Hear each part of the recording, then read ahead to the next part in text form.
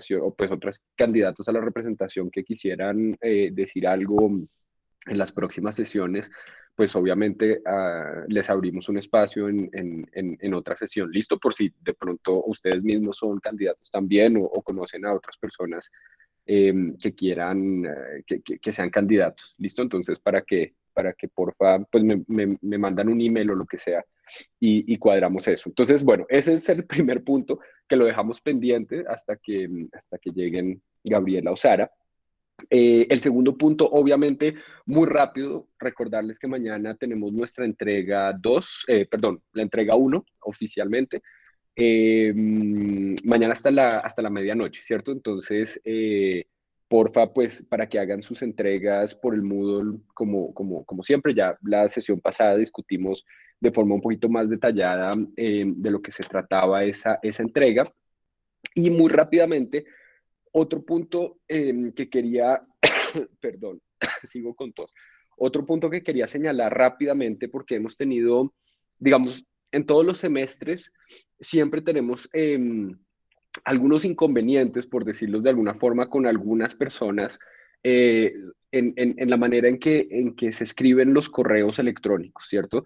Y siempre pensamos en hacer como una pequeña anotación, así sea en el programa, o una pequeña sesión dedicarla a lo que se llama la etiqueta, ¿cierto?, de los correos electrónicos, de cómo escribir un correo electrónico, porque nos encontramos básicamente con dos casos extremos. Digamos que en general la mayoría de ustedes escriben muy bien los correos electrónicos y eso está muy bien, ¿cierto? Pero hay algunas personas que, digamos, caen en dos casos extremos. Por un lado está ese caso extremo hiper respetuoso, ¿cierto? Hiper formal de las personas que escriben más o menos su excelencia, su excelentísimo o excelentísimo profesor Pinzón, no sé qué más cosas, ¿cierto? De esta manera, a partir de este correo, de la manera más atenta, me permito informarle y esas cosas, pues definitivamente digamos que no tienen cabida, ¿cierto? En este tipo de ejercicios. Digamos que un correo obviamente es una herramienta de trabajo, su correo institucional es una herramienta de trabajo, es mi herramienta de trabajo y es la herramienta de trabajo de Sara y de Juanita también como monitoras del curso, obviamente, ¿cierto? Eh, pero digamos que toda esa grandilocuencia de escribir los emails de esa manera, pues es un poco exagerada, ¿cierto? Entonces, ese caso a veces sucede con un vocabulario y un uso del lenguaje que es demasiado, demasiado formal y quisiéramos llamarles la atención un poquito sobre eso, ¿cierto? Evidentemente hay que tener en cuenta eso, magnánimo, sí, Juan Felipe, exactamente.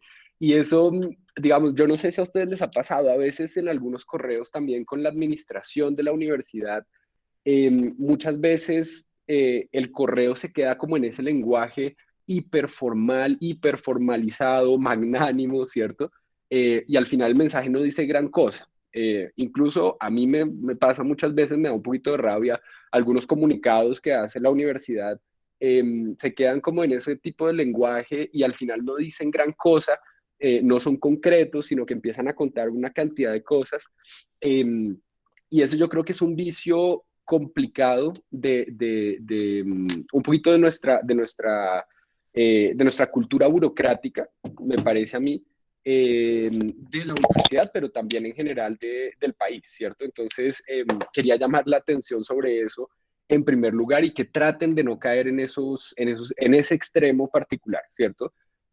También cuando le escriban a otras instancias, no solamente a nosotros, profesores, equipo pedagógico, etcétera, escriban bien, pero digamos de manera formal, pero no con esa hiperformalidad, ¿cierto? Ese es el primer caso.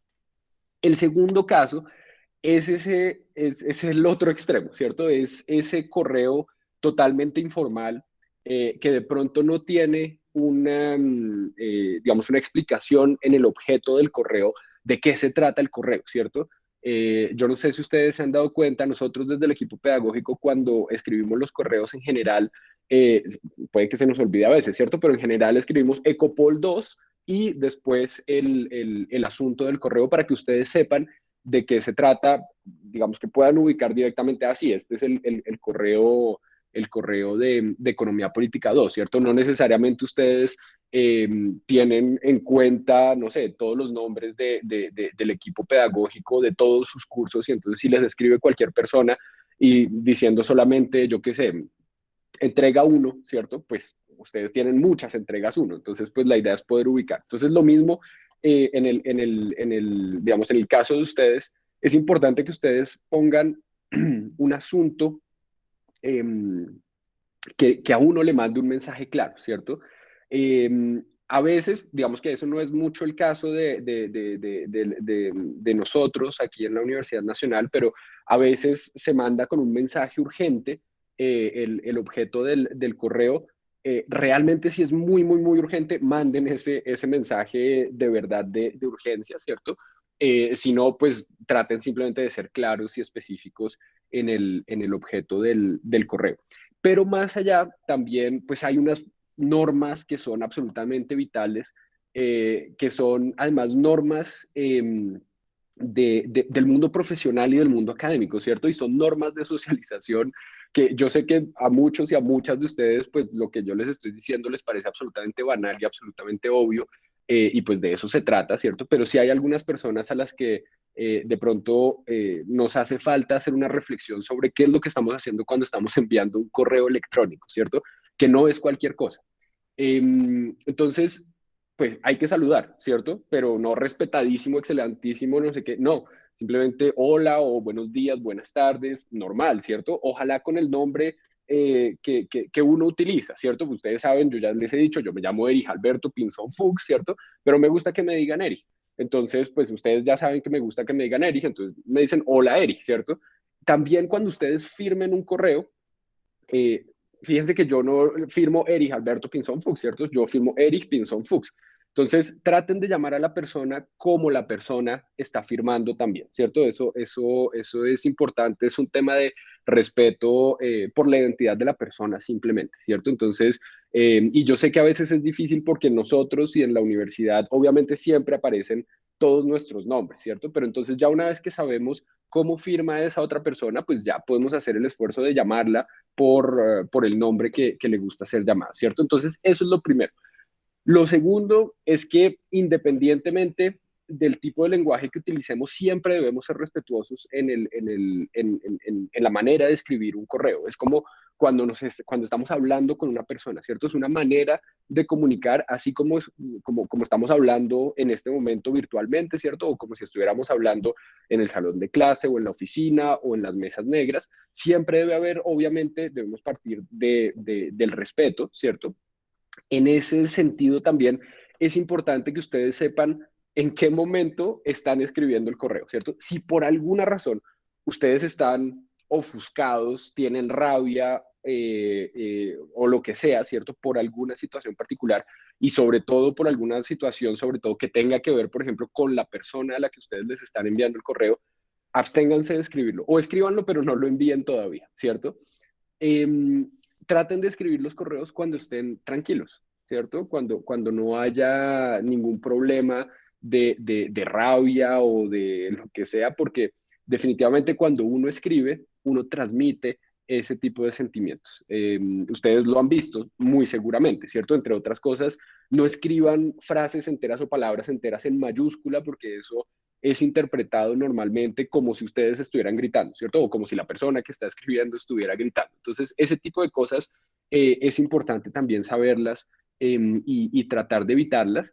Y definitivamente, siempre, siempre, siempre, siempre, vuelvan a leer el correo, sobre todo si es un correo importante a una persona con la que ustedes no necesariamente tienen mucha confianza y sobre todo con la que ustedes tengan una relación profesional, académica, etcétera, es importante que ustedes relean el correo, ¿cierto? Y que ustedes corrijan justamente, así como cuando uno relee cualquier tipo de texto que uno escribe, es importante volver sobre el texto, ver cuáles son los puntos que definitivamente todavía no son claros, en donde estoy siendo ambiguo, en donde me falta un poquito más de contextualización, ¿cierto? Contextualicen cuando escriban también, no cuenten una historia gigante, ¿cierto? Pero sí contextualicen, pongan en contexto de qué se trata lo que están escribiendo. Y sobre todo, entonces, vuelvan a revisar tanto la gramática como la ortografía. Hoy en día, pues, todas las cosas sobre las que escribimos, digamos, todas las plataformas, ¿cierto? Los correos, Word, etcétera, pues nos ayuda a corregir todo ese tipo de problemas, por lo menos nos los señala, ¿cierto? Entonces volvamos sobre esos problemas de ortografía o incluso de gramática, ¿cierto? Si por alguna razón tienen que escribir un correo en inglés, que eso pues empieza a pasar y empieza a pasar cada vez más a menudo, yo les recomiendo muchísimo un programa, si eso se llama un programa o una aplicación, yo no sé, es como un programa, ¿cierto? Que se llama Grammarly. Vengan, se los escribo, que es, a mí me ha ayudado muchísimo. Eh, y hay una versión gratuita que a mi modo de ver es suficientemente poderosa, sobre todo para escribir correos, en donde a uno le corrige el inglés, ¿cierto? La gramática, la ortografía, incluso algunos problemas de estilo, etcétera, ¿cierto? Una extensión de Google Chrome, exactamente, exactamente, Lady. Y es buenísima, ¿cierto? Lady es súper, súper útil. Incluso ustedes la pueden utilizar para escribir, digamos, para corregir textos mucho más largos, textos argumentativos, papers o lo que sea. Ustedes pueden entrar a la página de Grammarly, poner su texto ahí y dejar que, gracias Lady, súper, y dejar que Grammarly les haga una revisión de lo que ustedes están escribiendo y cómo lo están escribiendo, ¿cierto?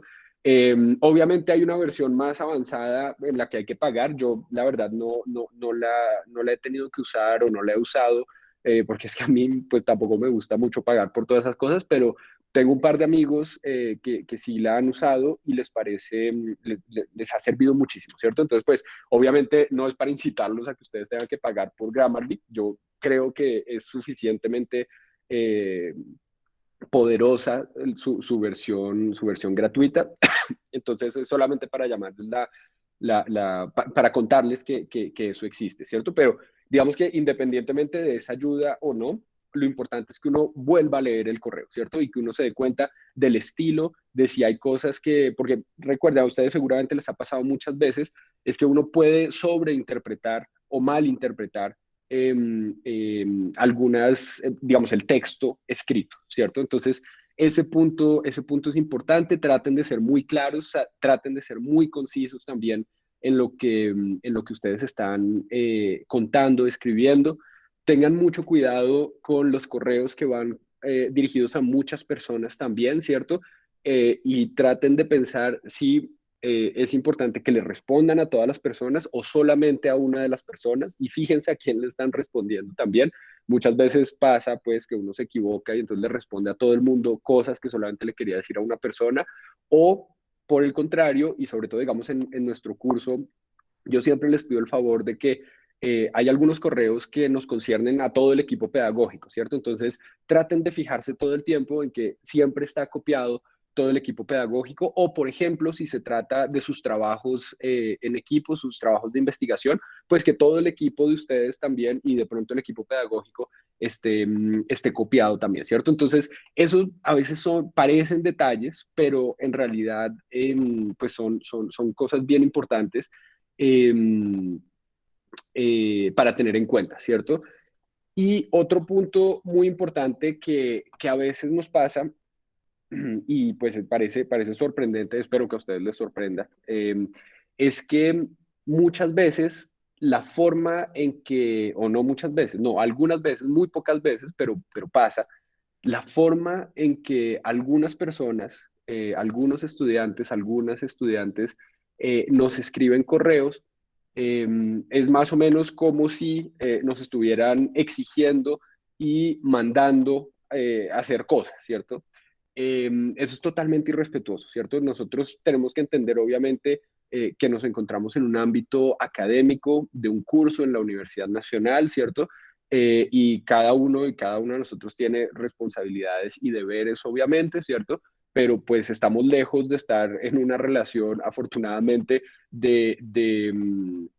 no sé, de subordinación, de jefes y subordinados. Aquí lo que yo les dije desde la primera clase, recuerden ustedes, es que pues tenemos una relación totalmente horizontal, ¿cierto? Y ni yo o nosotros desde el equipo pedagógico los vamos a tratar a ustedes como subordinados, ni mucho menos, y tampoco esperamos que ustedes, o sea, mejor dicho, esperamos que ustedes tampoco hagan eso con nosotros, ¿cierto?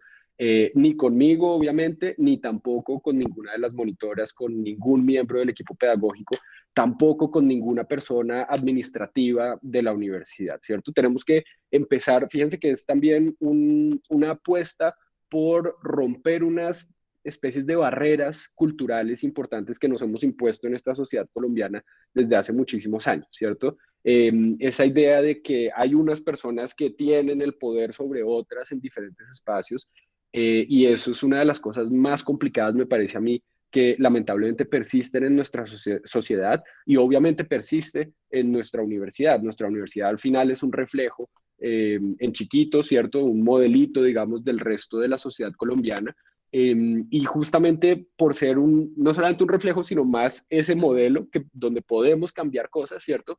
Me parece importante que cambiemos ese tipo de cosas y que nuestro modelo se empiece a volver ese reflejo en el que la sociedad colombiana quisiera verse, ¿cierto? Con esas dinámicas distintas donde rompemos este tipo digamos, sí, de asimetrías, basadas en unos poderes pues que son totalmente absurdos, ¿cierto? Entonces quería hacer esas observaciones. Obviamente ustedes lo sospecharán, no estoy haciendo estas observaciones de forma gratuita, ¿cierto? Eh, Recibimos en particular un correo que pues definitivamente no tiene ni pies ni cabeza con varias de las cosas que les estaba comentando ahora. Y además, insisto, siempre o casi siempre, casi todos los semestres tenemos por lo menos un caso de estos y por eso siempre estamos dudando de si debemos hablar un poquito de estas cosas de forma explícita o no, ¿cierto? Porque en general ustedes hacen estas cosas bien y son conscientes de esto. De pronto, o de pronto uno no es consciente, no reflexiona al respecto, pero pues simplemente lo hace bien porque uno sigue unas reglas, unas normas sociales básicas de respeto, de todo lo que hablamos hace un momento, y entonces la cosa sale bien, ¿cierto? Pero muchas veces vale la pena reflexionar un poquito sobre esto.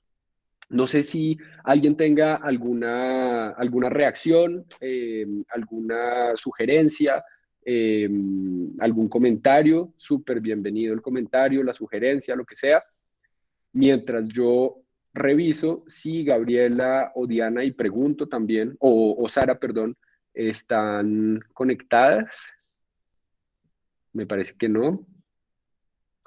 No están conectadas. Voy a mirar mientras ustedes se animan a hacer alguna pregunta, algún comentario. Eh, a ver, bueno, Gabriela me dice que tuvo problemas de conexión. A ver si puede pasar al final de la clase. Bueno, lo que pasa es que al final de la clase, esta vez vamos a tener también una reunión con otro equipo de trabajo. Listo, David. No, muchísimas gracias. Gracias entonces a ustedes por escucharnos con estas cosas que son importantes. Muy bien, entonces eso era como desde el punto de vista logístico. Mm, Espero entonces que, que, mm, que no haya preguntas y vamos entonces a compartir otra vez la pantalla para empezar con el contenido de la clase de hoy. A ver, listo. A ver, espero, sí, ya están viendo la pantalla, creo, ¿cierto? Entonces, otra vez, yo sigo insistiendo, ¿cierto? Sería una maravilla que las personas que están conectadas y que pueden y que quieren puedan encender sus cámaras también para que yo no solamente me esté viendo a mí eh, ahí todo agripado hablándoles en la pantalla y también las diapositivas, sino que sería chévere de vez en cuando ver alguna que otra cara por ahí, así sea esporádicamente, eso anima muchísimo. Entonces, a ver, muchas gracias, David. Gracias. Buenísimo. Em, entonces, a ver, les iba a contar que nos toca acelerar un poquito con el módulo uno porque si no, no vamos a alcanzar, ya estamos bastante retrasados en términos de tiempo. Em, pero lo importante, digamos, no es correr demasiado. Entonces, en ese sentido, creo que vamos a suprimir la sesión 1.4 y vamos a tratar de, digamos, terminar la 1.2 y la 1.3 hoy y más bien pasar, si logramos empezar el segundo módulo hoy sería buenísimo y si no, pues empezaremos la próxima sesión. ¿Listo? Em, Veníamos hablando, recuerden ustedes entonces, de la historia de los estados del bienestar y de la economía del bienestar, y en particular de este reporte muy importante que se produjo en los años 40 en Inglaterra, que se llama el Beveridge Report, ¿cierto? Escrito pues por William Beveridge, junto con un equipo también de personas, y digamos, un documento que no hace parte solamente de un solo documento, sino por lo menos de tres documentos, de tres libros, y que más adelante sirvió no solamente para construir literalmente el sistema de bienestar, del estado de bienestar en Inglaterra, sino también que fue fuente de inspiración para la mayoría de los estados de bienestar que se fueron conformando a partir de la Segunda Guerra Mundial en otras partes del mundo, ¿cierto? En Europa en particular, en Estados Unidos también, y más adelante en otros lugares del mundo como América Latina, obviamente, y el resto del mundo, que iban a utilizar este plan como esa referencia, ¿cierto? Ese benchmark importante sobre el cual uno debería pensar el estado del bienestar de forma nacional, ¿cierto? Entonces, aquí, digamos, uno de los argumentos importantes de esta sesión tiene que ver con que más allá de la coherencia, el rigor teórico, técnico, a partir del cual se van a construir estos estados del bienestar y esta economía del bienestar, ¿cierto? Este pensamiento acerca de la economía del bienestar, lo que va a ser más importante y lo que va a definir definitivamente cómo se va a ver el estado del bienestar es una visión particular acerca de la sociedad que se quiere o se quería construir a partir de la Segunda Guerra Mundial, después de todos esos horrores de la Segunda Guerra Mundial, pero no solamente de la Segunda Guerra Mundial, sino de esos difíciles años 30 también, con esa gran depresión, ¿cierto? Con esos problemas de desempleo, con esos problemas de desigualdades, con esos problemas de pobreza, etcétera. Después de la Segunda Guerra Mundial, el mundo occidental, ¿cierto? Digamos, en este caso estamos hablando particularmente del mundo occidental, va a decir, basta ya de ese tipo de problemas, ¿cierto? Necesitamos seguir defendiendo nuestros ideales liberales, ¿cierto? Nuestros ideales también capitalistas, que van de la mano con algunos ideales liberales, pero no podemos seguir haciéndolo de la misma manera y tenemos que justamente tratar de resolver estos problemas sociales, económicos, etcétera, ¿cierto? Entonces, es esa visión política, si ustedes quieren también filosófica, de algunas ideas de justicia, de algunas ideas de eficiencia también, de cómo deberían funcionar las sociedades, de cómo deberían organizarse las sociedades y las economías también, los que van a marcar los criterios para construir este tipo de estados, más allá que la teoría misma, ¿cierto? Ese es como una de las ideas importantes, grandes de esta sesión que quisiera hacerles pasar, ¿cierto? Entonces, ya habíamos empezado a hablar de ese reporte de Beveridge, en donde habíamos mencionado que pues, el objetivo principal para Beveridge era, por un lado, asegurar ese nivel mínimo de ingresos para las personas, ¿cierto? Y tratar de corregir ese cese de ganancias, ¿cierto? Ese momento difícil para los individuos de la forma más rápida posible, ¿cierto? En ese sentido, entonces nos habíamos quedado más o menos por aquí con unas discusiones bien interesantes que podemos revivir, obviamente, si ustedes quieren, acerca de esos 6 principios fundamentales por parte de Beveridge para este plan, ¿cierto? Lo primero, el primer principio del que estábamos hablando, es que definitivamente a todas las personas se les debía garantizar una, un beneficio igual que pudiera cubrir, digamos, ese mínimo de subsistencia para todos los individuos, independientemente de la posición económica del individuo dentro de la sociedad, ¿cierto? Ese es el primer punto. El segundo punto, que obviamente genera un poco más de polémica, ¿cierto? Y esa es la idea también, es que todos los individuos debían participar de manera equivalente, ¿cierto? O más bien con la misma tasa con la misma ay, tarifa, ¿cierto? De participación, la misma contribución, independientemente también de la riqueza que tuvieran, la contribución debía ser la misma por parte de todos los individuos. Por otro lado, nos decía Beveridge, tiene que haber una unificación de la responsabilidad administrativa, es decir, que podamos entender quién es la oficina responsable específicamente de garantizar estos derechos y este bienestar para los individuos y para la sociedad, ¿cierto? No que simplemente esté todo, digamos, totalmente descentralizado en el Estado y que unas oficinas, unas agencias se pasen, digamos, la bola de un lado al otro, sino que se sepa quién es necesariamente la entidad que específicamente debe ser responsable administrativamente de garantizar también estos derechos, ¿cierto? El cuarto punto tiene que ver con la adecuación, ¿cierto? De los beneficios. Los beneficios tienen que ser adecuados. Obviamente esto tiene una cantidad de problemas, una cantidad de matices de cómo hacemos para definir qué significa que los beneficios sean adecuados, ¿cierto?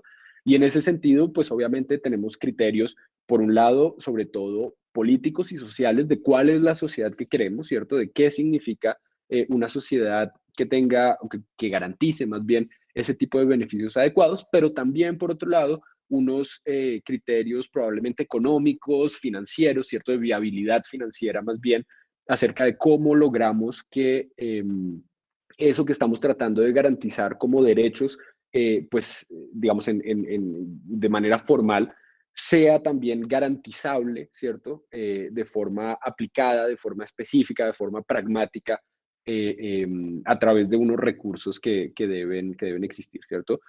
El quinto punto es que pues este seguro social debe ser suficientemente completo, ¿cierto? Debe tener en cuenta la mayor cantidad, digamos, de factores, de variables posibles, ¿cierto? Y no debe concentrarse solamente sobre unas pocas cosas, ¿cierto? Sino que debe tratar de entender a la sociedad, a los seres humanos de la forma más amplia posible, a los individuos, ¿cierto? Y el sexto punto, un punto muy importante también en términos pragmáticos, es que definitivamente tiene que haber una forma en que podamos clasificar a las personas, ¿cierto? Tiene que haber, el Estado tiene que ser suficientemente, debe tener las herramientas suficientemente fuertes como para poder decir quiénes son las personas que efectivamente se encuentran en una situación de desempleo, por ejemplo, ¿cierto? O en una situación de vulnerabilidad por cualquier otra razón. Entonces, en ese sentido, fíjense cómo otra vez conectamos con el módulo uno la importancia de poder construir un Estado suficientemente capaz de clasificar a las personas en el sentido también de poder construir unas bases de datos, producir unos datos importantes para que el Estado pueda actuar también, ¿cierto? Si no, obviamente todo este tipo de medidas, todo este tipo de políticas, pues se van a quedar en el limbo y no van a tener los dientes suficientes como para poder eh, ser efectivas, ¿cierto?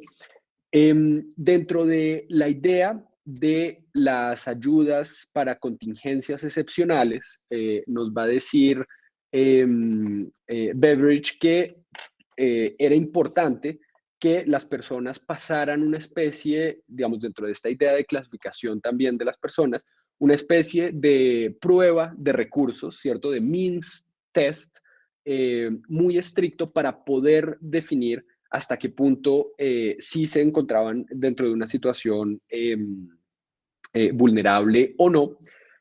Pero obviamente este tipo de pruebas, pues va a generar una cantidad de reacciones, entre otras cosas, unas reacciones de rechazo, porque en Inglaterra, desde las leyes de pobres, se había argumentado que este tipo de ayudas sociales estaba acompañado también de ese estigma del pauperismo, ¿cierto? Entonces, una vez que nosotros le ponemos una etiqueta a un grupo de personas como, estos son pobres, ¿cierto? Estos no tienen las capacidades económicas, financieras, etcétera, necesarias para llevar una buena vida. Entonces, la sociedad va a empezar a estigmatizar a ese tipo de personas, ¿cierto? Por un lado, como los pobres, los que no pueden hacer cosas, etcétera. Pero además, esas personas mismas, ¿cierto? En el momento en que uno le pone una etiqueta a una persona, usted es pobre, usted es estrato no sé qué, usted es no sé qué más cosas, ¿cierto? Esas mismas etiquetas pueden tener un efecto performativo sobre la persona misma y la persona misma puede empezar a actuar, así, digamos, a identificarse con esa categoría y actuar consecuentemente con ese estereotipo de la forma en que la sociedad de manera común, de manera global, está viendo y está entendiendo a ese tipo de personas en particular, ¿cierto? Y ya te doy la palabra, Natalie. Solamente termino esta idea y ya te paso la palabra. En ese sentido, para Beveridge, digamos, o la forma de defender Beveridge esta idea de que se debía hacer de todas formas ese test de recursos, ¿cierto? Tenía que ver con que para Beveridge era importante también que desde el nivel individual, desde la persona misma que necesita este tipo de beneficios, uno sintiera que esta ayuda no es la forma más deseable de poder seguir viviendo, ¿cierto? De poder seguir teniendo una vida social, sino que debía ser algo que uno percibe como algo solamente temporal, ¿cierto? Justamente pues de eso se trata, según Beveridge, la ayuda de esas contingencias excepcionales. Listo, ahora sí, Natalie, porfa. Profe, pues ahí a mí me surgen como un par de dudas, porque bueno, estás diciendo como que este tipo de contingencia excepcional generaría un tipo de estigmatización y hacia pues las personas pobres, pero entonces, ¿cómo hacer para en un programa social en general pues se va a llevar a una estigmatización? Porque si hay unas transferencias condicionadas o no condicionadas y tienen una correcta focalización, la idea es que pues sean para personas que tienen escasos recursos o sí me hago entender. Entonces, en ese sentido, ¿cómo haría un programa social para evitar esa estigmatización? Esa es la pregunta del millón, y justamente, ¿cómo haría el programa social para evitar esa estigmatización? Beveridge nos va a decir, vea, definitivamente para que podamos, justamente como tú lo dices, Natalie, pues ayudar a estas personas que de facto, de hecho, ¿cierto?, están en una situación difícil, tenemos que correr el riesgo de la estigmatización de todas maneras, ¿cierto? Lo que pasa es que culturalmente en Inglaterra, desde las leyes de pobres que se dictaron, yo creo que como desde el siglo XVI o XVII, creo más XVII, ¿cierto? O sea, llevaba una tradición de varios siglos. Digamos que había también este tipo de rechazo tradicionalmente, ¿cierto? También dentro de una sociedad que como la inglesa, incluso hoy en día, aunque pues eso ha cambiado, pero incluso hoy en día, y sobre todo en la época, pues era una sociedad todavía con unas clases muy marcadas, ¿cierto? La clase trabajadora, la clase aristocrática, etcétera, absolutamente marcadas. Fíjense que todavía existe toda esta figura de los lores, ¿cierto? Que son los dueños de la tierra y una cantidad de cosas que parecen totalmente raras para el siglo XXI, pues, pero así es la sociedad inglesa. Entonces, entonces obviamente esa manera, digamos, de marcar, o esa manera tan marcada de diferenciación, digamos, de distinción entre las clases sociales en Inglaterra, pues se veía un poco, y los Sir y todos, exactamente, todos esos títulos nobiliarios también, que en muchos otros lugares de Europa desaparecieron, ¿cierto? Fíjense, por ejemplo, que en Alemania desde hace mucho tiempo distinto a Austria también, ese título mobiliario, nobiliario, no mobiliario, sino nobiliario, de los apellidos, cuando hablamos de von Hayek, de von Mises, etcétera, tiene que ver con eso también, ¿cierto? En Alemania nosotros casi nunca hablamos de ningún von no sé qué cosa, ¿cierto? Eso ya es una cosa que desapareció porque pues hacía referencia justamente a esa esfera, o yo no sé cómo decirlo así, social, elitista, aristocrática, etcétera, ¿cierto? Entonces,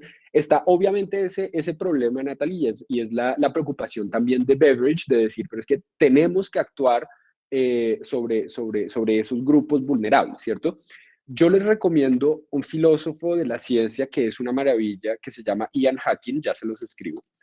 Y Hacking hace unos estudios muy interesantes. Hay un libro que se llama Mad Travelers y hay otro que ahora no recuerdo cómo se llama. Pero bueno, si ustedes buscan a Ian Hacking seguramente lo pueden encontrar, en donde él hace un estudio de el problema del autismo en el Silicon Valley desde los años 2000, ¿cierto? Entonces, aparentemente hubo una especie como de epidemia de autismo en el Silicon Valley, una cantidad de niños autistas desproporcionada, ¿cierto? Comparada con el resto de Estados Unidos. Y entonces Ian Hacking dijo, bueno, ¿qué es lo que está pasando, ¿cierto? Entonces se fue a hacer su estudio y encontró que lo que pasaba es que obviamente había una cantidad de condiciones sociales y, digamos, medicinales también específicas en el Silicon Valley que hacían que se reforzaran estas categorías de personas autistas en el momento en que se diagnosticaban a los niños con autismo, ¿cierto? Entonces, básicamente lo que pasaba era lo siguiente, en el Silicon Valley, obviamente, tenemos parejas, digamos, de familia, o más bien familias compuestas por parejas muy tradicionales con niños, ¿cierto? La mayoría trabaja pues en Google y en Apple y en todas estas empresas, digamos, de tecnología, de Internet, de todas estas cosas. Ganan mucho dinero, pero al mismo tiempo pasan muy poco tiempo con las familias, con los niños, pasan mucho tiempo en el trabajo, etcétera.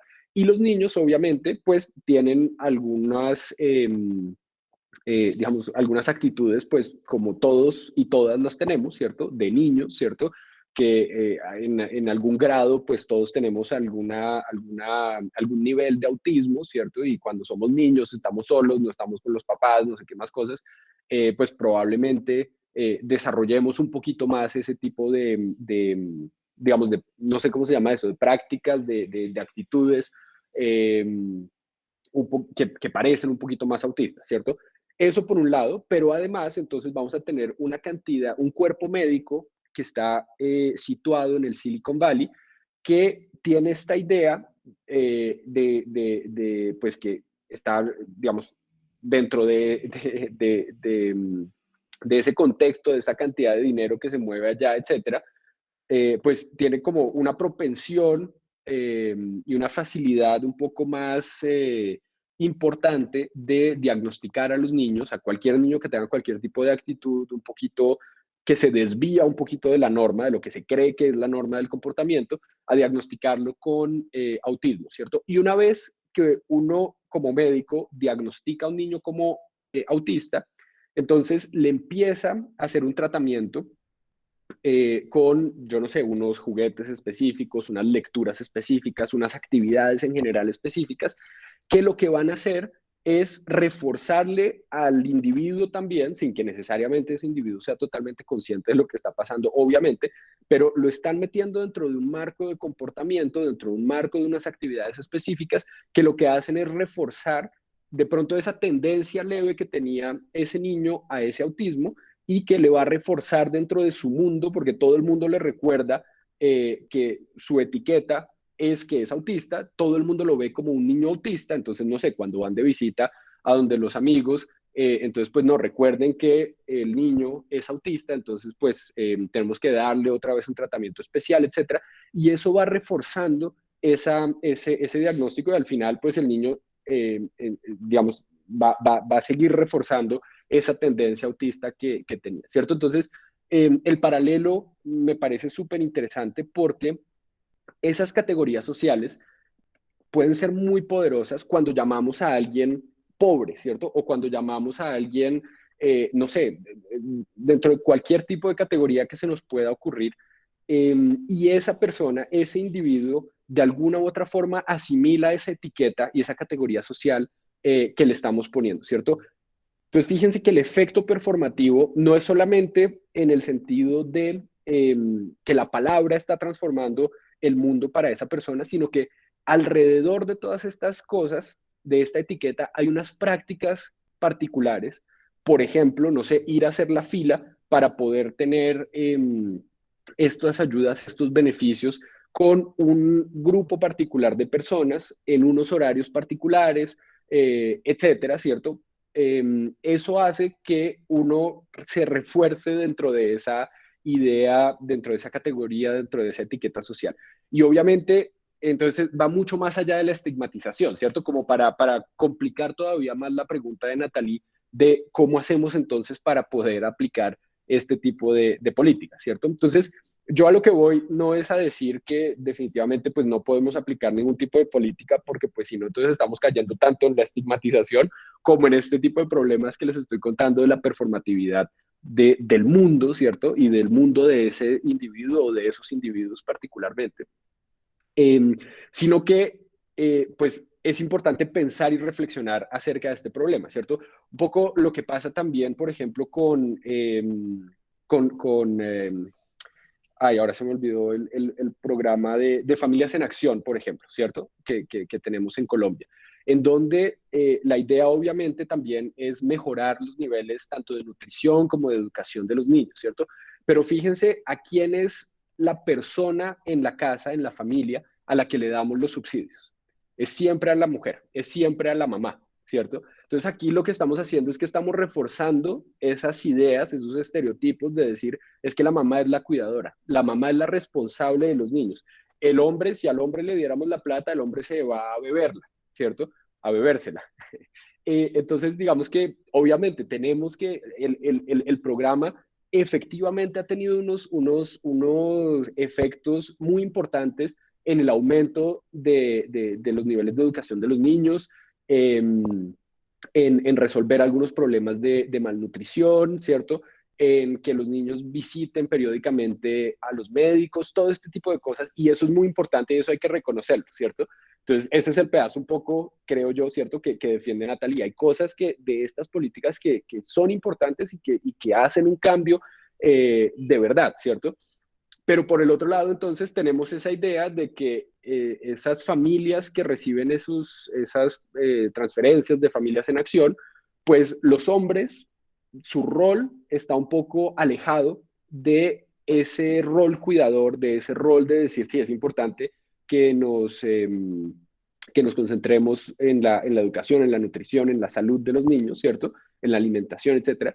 Y en cambio se refuerza ese rol de la mujer como cuidadora, etcétera, ¿cierto? Como responsable de los niños, etcétera. Entonces, es una pregunta absolutamente difícil y por eso me parece a mí que es tan interesante poder tener estas reflexiones y estas conversaciones. No sé si haya otras reacciones, comentarios. No sé, Natalie, Natalie Castañeda, dale.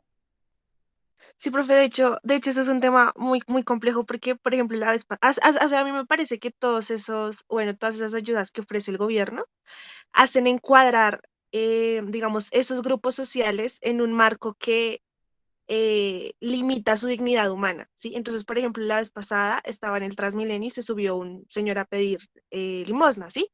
Y entonces él decía que para poder acceder a una ayuda del gobierno, él tenía que estar en una situación demasiado precaria, ¿sí? Entonces tenía que ser un drogadicto de tales y tales condiciones, tenía que vivir en la calle, o sea, tenía que cumplir un montón de requisitos que a mi parecer o sea, aparte, bueno, si de pronto sí le ayuda a acceder a ese subsidio del gobierno, pero pues obviamente degrada su dignidad humana, ¿sí?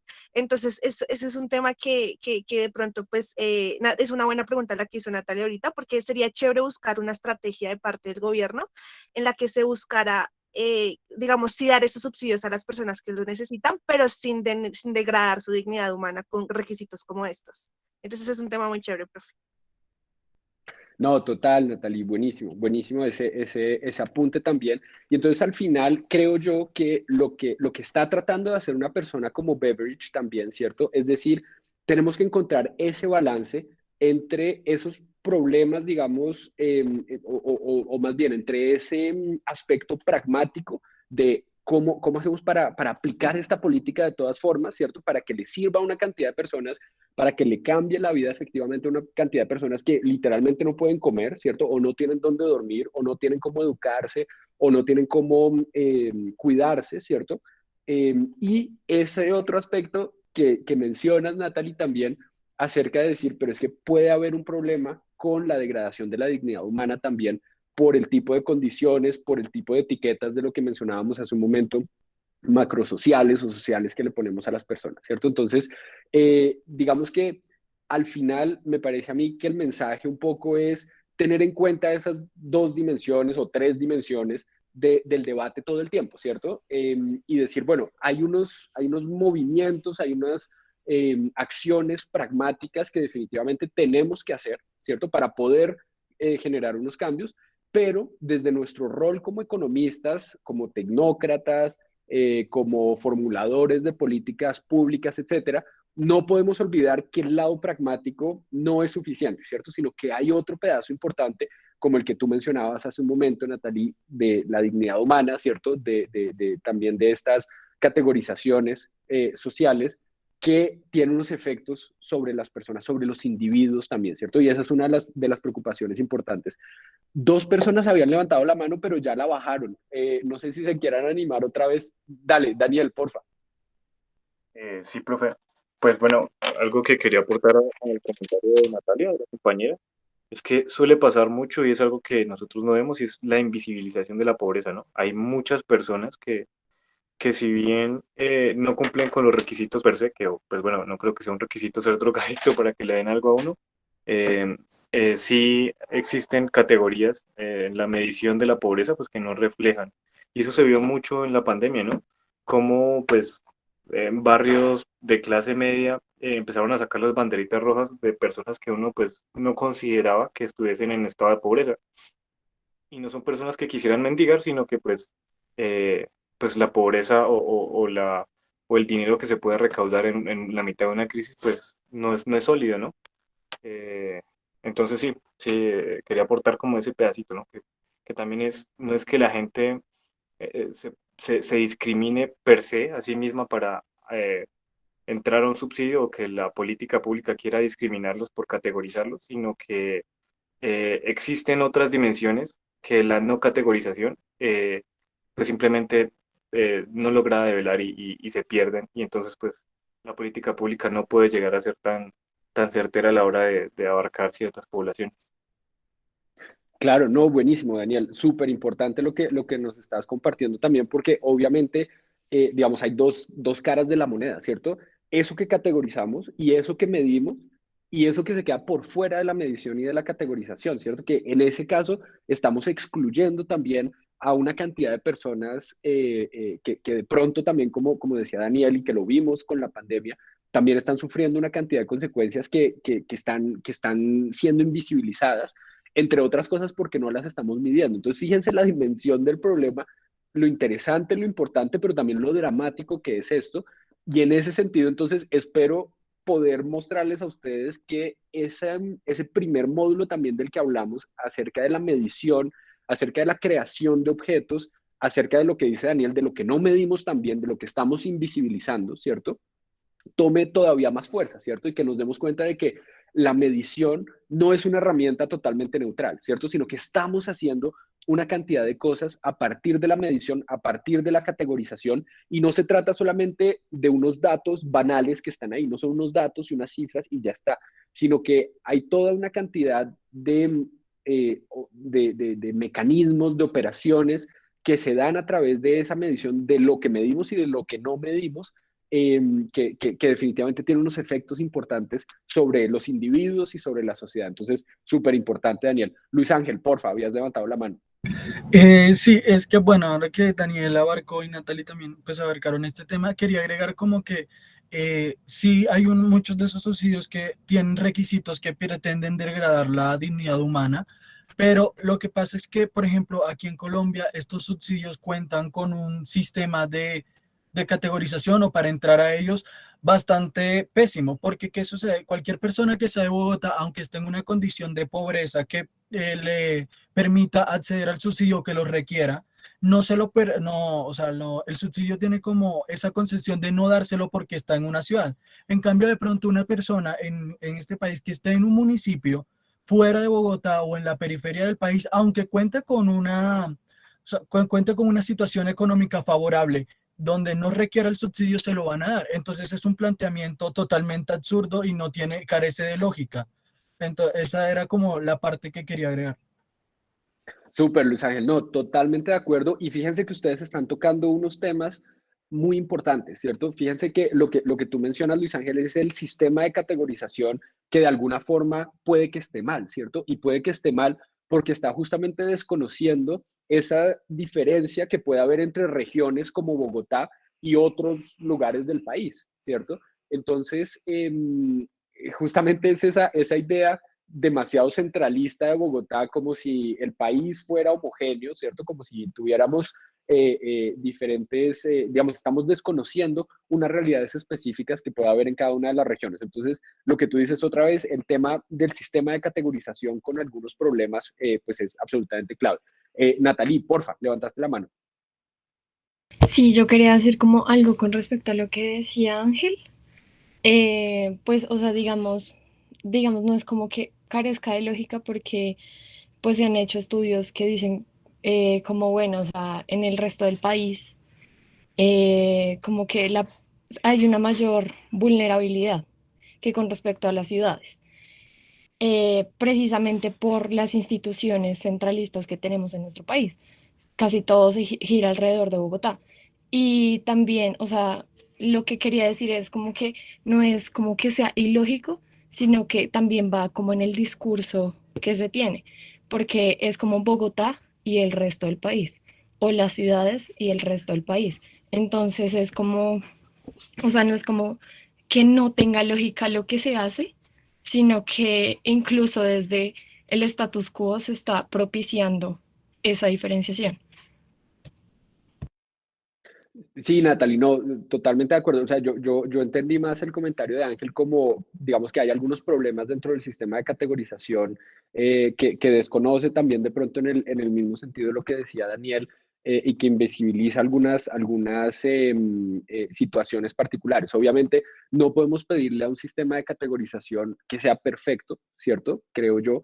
Y en ese sentido, pues creo que también va tu comentario, Natalia. Y hay que entender también que hay algunas cosas que definitivamente funcionan y esas cosas que funcionan, pues hay que resaltarlas, ¿cierto? Eh, pero de eso se trata, ¿cierto? Y de eso se trata también la discusión política, la discusión técnica, la discusión económica también, de ir viendo cómo hacemos para adaptar esos mecanismos, esos aparatos de medición también y de implementación de políticas, cómo las vamos adaptando a esas nuevas realidades de ese país que va cambiando necesariamente, ¿cierto? Y que como un país como Colombia que va cambiando a pasos agigantados, en mi opinión, ¿cierto? Entonces, ¿cómo hacemos para que las instituciones logren captar también y no sean, digamos, tan lentas en lograr captar ese tipo de cambios?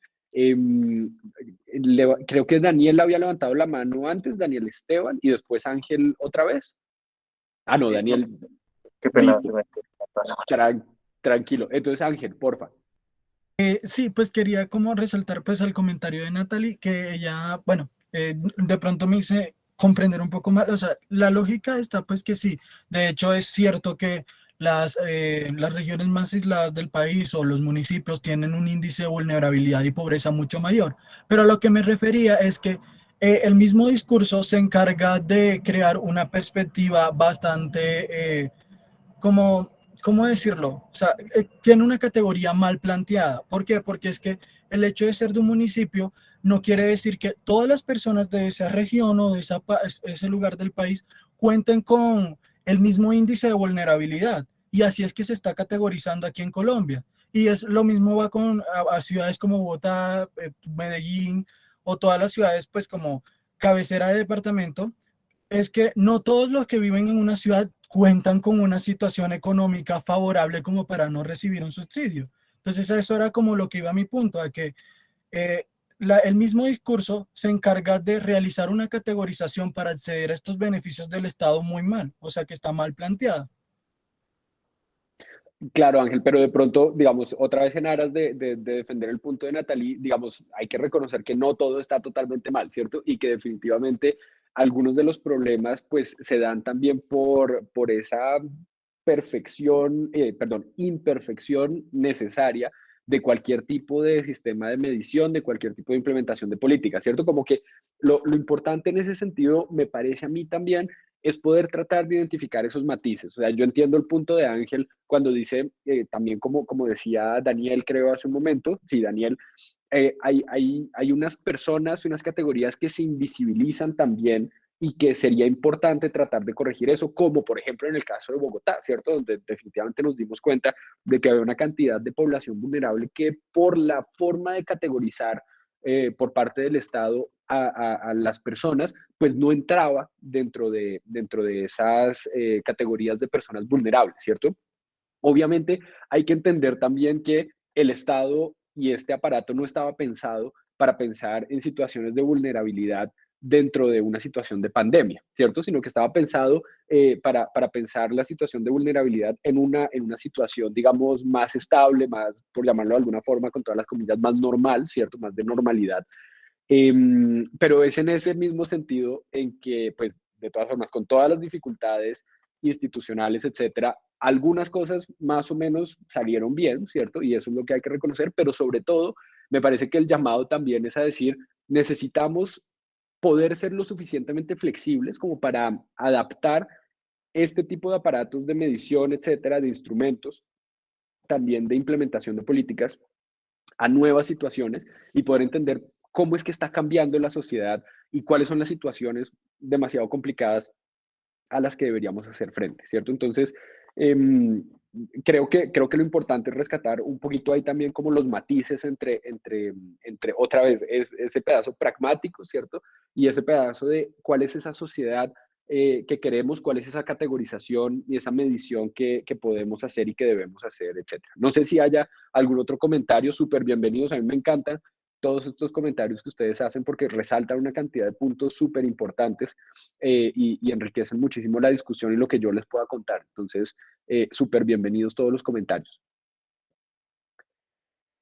No hay más comentarios por ahora. Listo. Muy bien. Entonces, otro de los puntos importantes que va a defender Beveridge, perdón, tiene que ver con esta idea de que les comentaba la clase pasada también, de que la responsabilidad de quién garantiza el bienestar no es solamente una responsabilidad del Estado, entendido como un ente por allá abstracto, ¿cierto? Que nada tiene que ver con los individuos, sino que todo lo contrario, para Beveridge, o Beveridge va a defender esta idea de la cooperación entre el Estado y el individuo, en donde el Estado obviamente le va a dejar un espacio importante de acción al individuo para que pueda hacer diferentes cosas, ¿cierto? Para que pueda también trabajar en lo que quiere, para que pueda, en lo que quiera, para que pueda definirse, ¿cierto? De forma autónoma, para que pueda tener su iniciativa privada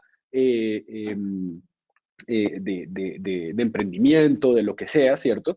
Y no necesariamente, digamos que esto responde, obviamente, ustedes seguramente lo intuyen también, a un contexto particular de los años 40, ¿cierto? Y de los años 50, en donde obviamente, otra vez, insisto, esto no nos pasa a nosotros hoy en día, pero en esa época, sobre todo las sociedades occidentales como la inglesa, pues estaban totalmente asustadas con lo que estaba pasando en la Unión Soviética, ¿cierto? En donde obviamente esto del estado del bienestar con unas ayudas por parte del Estado, a algunos sectores conservadores les suena como una especie de comunismo, ¿cierto? Obviamente no tiene nada que ver, pero digamos que algunas personas atacaban a Beveridge, de eso hablamos también en la clase pasada, pensando en que esto se nos podía convertir pues otra vez en una Unión Soviética comunista, no sé qué más cosas. Entonces, digamos que este tipo de mensajes, de ideas, vistas desde nuestro punto de vista hoy en día, probablemente nosotros lo veríamos más como algo, no sé, con todas las comillas, ¿cierto? Eso es una idea muy neoliberal, ¿cierto? Pero vistas de los años 40, desde los años 50, no es necesariamente una idea neoliberal en ese sentido, sino más bien una idea de poder defender otra vez la aplicabilidad de estas políticas que también encuentran una cantidad de resistencias por esos sectores mucho más conservadores que todavía obviamente eran y son muy importantes en Inglaterra en particular, ¿cierto? Y más allá también de esa iniciativa privada, del emprendimiento, de ese tipo de cosas, también va a ser muy importante dentro de esa tradición, creo yo, muy anglosajona, esa idea también de la ayuda mutua, de la filantropía también, ¿cierto? Incluso dentro de esa idea muy, muy cristiana también, pues la idea de la caridad, ¿cierto? Que también es una idea muy expandida, digamos, en el mundo anglosajón, ¿cierto? En particular, pues en Inglaterra y en Estados Unidos. Eso, pues probablemente cambia con respecto a Europa occidental. Yo pienso que también en América Latina es un poco distinto ese, digamos, ese valor que le otorgamos a ese tipo de ideas o de valores como la filantropía, etcétera, ¿cierto? La idea entonces para Beveridge también fundamental es que las personas puedan desarrollar sus planes y sus proyectos de vida de manera totalmente libre, que sean las personas de forma autónoma y con las condiciones, digamos, necesarias, ¿cierto? Teniendo las condiciones necesarias, las que puedan decidir qué es lo que van a hacer con sus vidas, qué es lo que van a estudiar, en dónde van a trabajar, etcétera, ¿cierto? Y que no sea, digamos, impuesto desde el gobierno, desde el Estado, más bien, lo que deben hacer. Pero a Beveridge le va a preocupar que este tipo de ayudas produzca los famosos free riders, ¿cierto? Y personas que se vuelvan demasiado dependientes de este tipo de ayudas, ¿cierto? Entonces, en ese sentido, es que Beveridge va a tratar también, no solamente, fíjense, de pensar en el sistema desde el punto de vista macro, desde el punto de vista del Estado, de cómo hacemos para implementar estas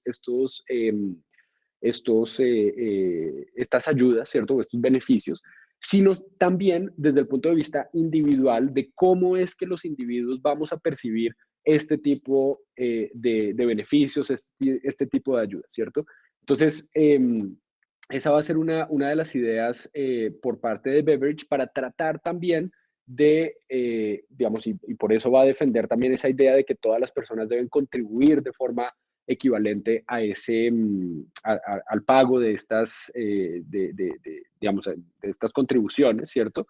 Pero también que de alguna forma tiene que haber algunos mecanismos que poco a poco vayan reduciendo los beneficios si el pago de esos beneficios dura demasiado tiempo sí, es demasiado prolongado en el tiempo, ¿cierto? Entonces, en el caso en que, por ejemplo, un beneficio de un seguro de desempleo empiece a durar demasiado tiempo, la idea es que se va a ir reduciendo el monto que se le da a esa persona para cubrir justamente su situación de desempleo, ¿cierto? Entonces, no sé, por poner un ejemplo, si el primer mes de desempleo le estaban dando algo así como, yo qué sé, por poner una cifra, 1.000 libras esterlinas, ¿cierto? Los primeros 6 meses les dan 1.000 libras esterlinas, a partir del segundo semestre, entonces solamente les van a dar 900 y a partir del segundo año solamente 800, como para tratar también, entre otras cosas, de defender esa idea de que los incentivos importan, ¿cierto? Y en ese sentido, tratar de defender la idea de que pues las personas hay que incentivarlas a que vuelvan a trabajar y no se queden siendo dependientes de esas ayudas, ¿cierto? Obviamente a Beveridge le importa también y le preocupa que el tamaño, digamos, si se aumenta demasiado el tamaño del Estado, pues se puede llegar a tener una cantidad de políticas que pueden ser irresponsables en términos financieros, ¿cierto?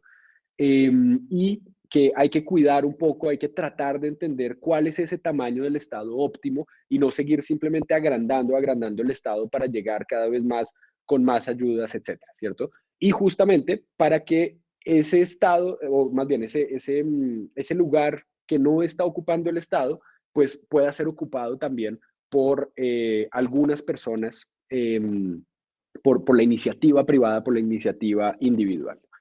En ese sentido, también los individuos van a tener lo que va a decir Beveridge, o dos tipos de deberes, que son los deberes exteriores y los deberes interiores. Los deberes exteriores que tienen que ver justamente con esas contribuciones periódicas que deben hacer al sistema de bienestar, y los deberes interiores que tienen que ver sobre todo con esa acción voluntaria, no solamente con respecto a lo que cada persona quiere hacer de forma autónoma, ¿cierto? Sino también esa acción voluntaria de poder ayudar a las otras personas, ¿cierto? Entonces, fíjense que aquí no se trata solamente de defender un punto de vista, digamos, liberal, radical de alguna forma, en donde cada persona estaría por su lado, sino un poco más en el sentido de Adam Smith también, ¿cierto? En el sentido de poder fomentar esos sentimientos también de empatía, de ayuda mutua, y de emulación también hacia las personas a las que les va bien, que se sienten bien, etcétera, ¿cierto? Entonces, es en ese sentido también de poder tejer un mejor tejido social, ¿cierto? No solamente de cada individuo está por su lado y el Estado verá cómo los ayuda, sino el Estado obviamente ayuda a las personas, pero sobre todo los individuos también. Primero hacemos parte de ese Estado, cooperamos, ¿cierto? No estamos en esta idea de competición o de competencia, ¿cierto? Más bien a ultranza, sino más bien de cooperación, de acción voluntaria con respecto a las demás personas, de ayuda mutua, de empatía, etcétera. Y también nos va a decir Beveridge, un punto muy importante, es que el Estado no va a ser el único proveedor del bienestar de forma monopolística, ¿cierto? Sino que podemos también dejarle esa responsabilidad a algunas entidades privadas, algunas empresas privadas, si ustedes quieren, o a las comunidades mismas, ¿cierto? A los individuos que se organizan de forma comunitaria para poder organizar, no sé, un sistema, por ejemplo, educativo, ¿cierto? O un sistema de apoyo financiero también para los miembros de la comunidad, etcétera, ¿cierto? Entonces, fíjense que en ese sentido también el estado de Beveridge, el estado de bienestar de Beveridge, quiere dejarle ese espacio a esa organización que fíjense que no es solamente fruto, digamos, eh, eh, de la acción individual, sino también de la acción colectiva en el sentido comunitario, ¿cierto? De decir, bueno, si hay una comunidad específica en un barrio específico obrero de Londres que identifica de forma, digamos, muy clara un problema que tiene esa comunidad, pues tenemos también que darle el espacio a esa comunidad para que se pueda organizar y para que tenga esa fuerza desde esa comunidad para poder tratar de resolver ese problema específico que tiene, ¿cierto? Entonces es en ese sentido también que va estas ideas de la cooperación entre el Estado y el individuo por parte de Beveridge. Digamos, de forma bastante clara, como dice Comine, la idea de Beveridge es que el rol del Estado está en la construcción y en la manutención de, el sistema de seguridad social, mientras que el rol de los ciudadanos está situado en el apoyo que se puedan dar mutuamente, ¿cierto? A partir de las acciones voluntarias, que es un poco todo lo que les estaba contando ahorita. Me parece que esa frase resume relativamente bien esa separación entre los roles del Estado y los individuos en lo que está pensando Beveridge. Entonces, para Beveridge, definitivamente, y otra vez, esto hay que leerlo dentro de esa idea de defenderse en contra de esas críticas conservadoras de la época, el Estado tiene un rol importante, pero es un rol limitado, ¿cierto? Y ese rol del Estado es, nos dice Beveridge, hacer lo que el Estado puede hacer mejor, que es administrar los recursos económicos para mantener la iniciativa y el emprendimiento de los ciudadanos, ¿cierto? Entonces es esa forma de mantener ese marco institucional, ese marco de leyes también, ese marco de posibilidades reales, de capacidades, de desarrollar las capacidades que puedan tener las personas, ¿cierto? A través de la educación, a través de la salud, a través de todo este sistema de apoyo para el bienestar, para que las personas puedan desarrollarse libremente también, ¿cierto? Entonces, en ese sentido también Beveridge, así como Keynes, van a defender esta idea liberal también, esta idea donde el individuo hace parte absolutamente central de la sociedad, ¿cierto? Y de los objetivos también de la política que podamos formular. Y en esto va a estar de acuerdo con Keynes también justamente, y lo que hablábamos en la clase pasada también acerca de ese aspecto un poco más conservador de parte de las ideas de Keynes, ¿cierto? En donde Keynes va a decir algo que el gobierno y el Estado, ¿cierto? Debe tener mucho cuidado en no hacer, es en no destruir esas formas económicas, esas estructuras económicas que ya existen y que de alguna forma están funcionando, ¿cierto? Entonces, eso es lo primero que debe tener el Estado en cuenta cuando está creciendo en tamaño y cuando está creando nuevas políticas, nuevas agencias, etcétera. Tiene que tener en cuenta que hay unas formas políticas, hay unas instituciones, perdón, económicas, hay unas empresas también, ¿cierto? Unos sectores industriales que funcionan y que no los podemos destruir, ¿cierto? Entonces, fíjense, ese es ese lado también un poco más conservador de Keynes, que pues digamos, no necesariamente está mal, ¿cierto? Es bastante razonable, sobre todo si estamos hablando de los años 40, los años 50, cuando estamos tratando de reconstruir el mundo después de una guerra que devastó el mundo, ¿cierto? Pues no podemos seguir destruyendo unas cosas que más o menos sí funcionan, ¿cierto? Y otra vez, en el mismo sentido de Beveridge, pues obviamente el Estado debe garantizar esas condiciones específicas para que la iniciativa individual pueda seguir funcionando, ¿cierto? Me parece que alguien abrió el micrófono, no sé si alguien tenga una pregunta. Juan Felipe. Sí, profe, yo tengo una pregunta. Es que como su merced dice, la visión que tenía Beveridge y que compartía Keynes sobre el estado del bienestar, pues estaba muy permeada por esa tradición anglosajona de las leyes de pobres y todo eso. Pero, ¿cómo fue la construcción de ese estado de bienestar en otras partes del mundo donde no era como tan fuerte esa tradición y ese arraigo de caridad anglosajona? Dígase, por ejemplo, no sé, en Europa del Este, en América y en otras partes. Buena pregunta, muy buena pregunta, Juan Felipe. A ver, creo que yo lo mencionaba un poquito la vez pasada. Obviamente cada uno de los casos es un estudio de caso particular, ¿cierto? Yo no los conozco todos, tengo algunas nociones sobre algunos, pero no los conozco todos.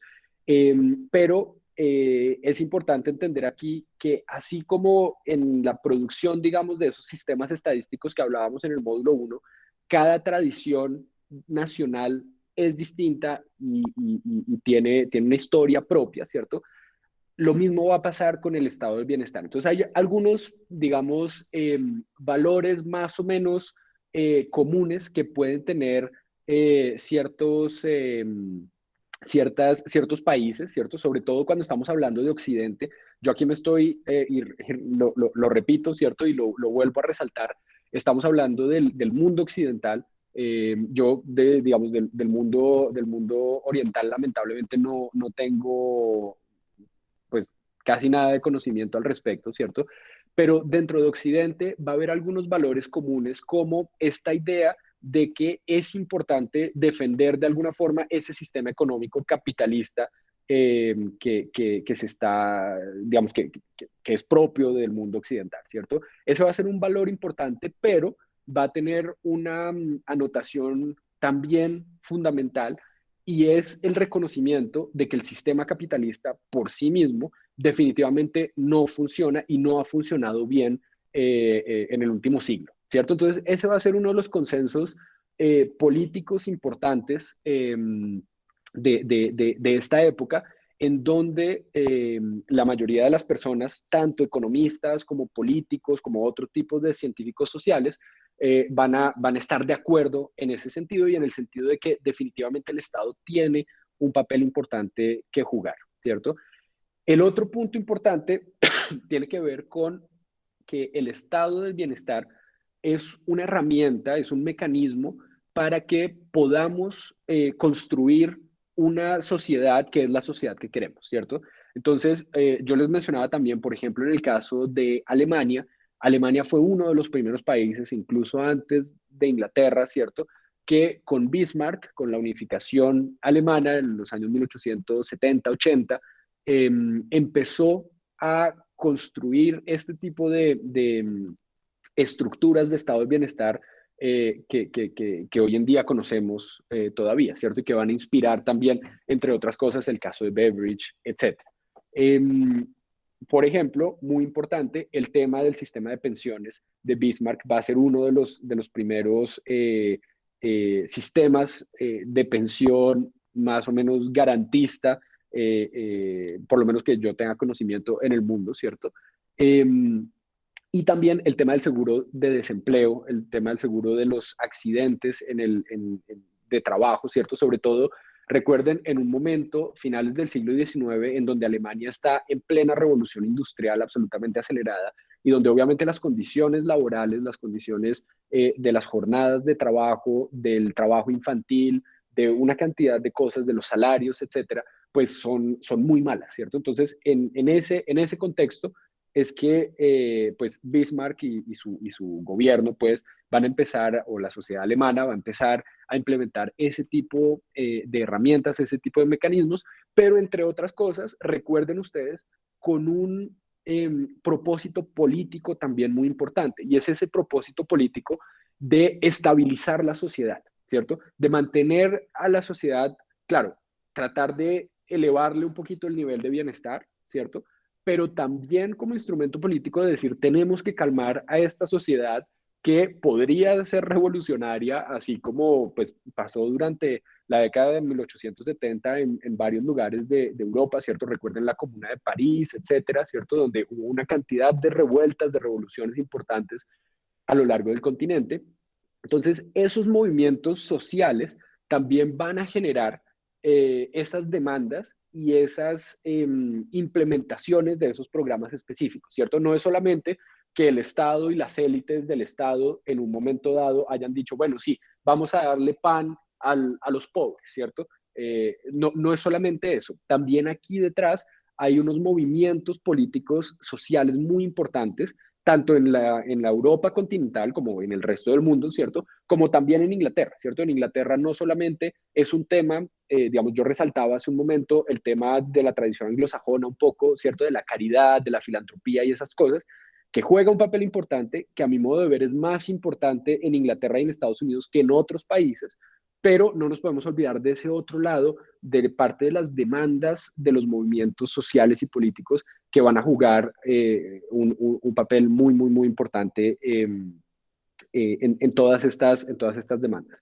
Entonces, aquí nosotros nos estamos concentrando en un momento particular histórico del final de la Segunda Guerra Mundial, porque aquí podemos sintetizar un poco algunas de esas luchas, de esos problemas, de esas maneras, de esos mecanismos que tratan de resolver el problema del bienestar, en particular en Inglaterra, ¿cierto? Porque es una especie de hito este reporte de Beveridge o este plan de Beveridge, que va a inspirar al resto del mundo en buena parte, ¿cierto? Así no lo adoptemos totalmente, obviamente, pues hay diferencias, pero es un momento histórico, un poco de culminación de todo este proceso muy largo que se ha venido dando en otros países, como mencionaba hace un momento, en Alemania desde los años 1870-80, ¿cierto?